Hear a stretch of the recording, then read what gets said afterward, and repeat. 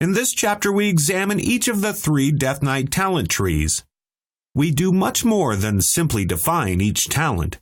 We also offer special insights about each talent, like each talent's applicability, pros and cons, and how they apply to PvE and PvP. It would behoove you to read the chapter instead of using it as a reference. The Death Knight talent trees are Blood, Frost, and Unholy.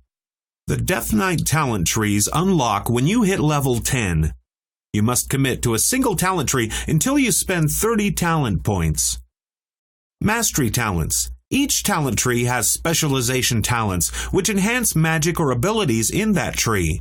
When you initially choose a tree, you gain access to 1 or more specialization talents. Here are the level 70 and below specialization talents for Death Knights.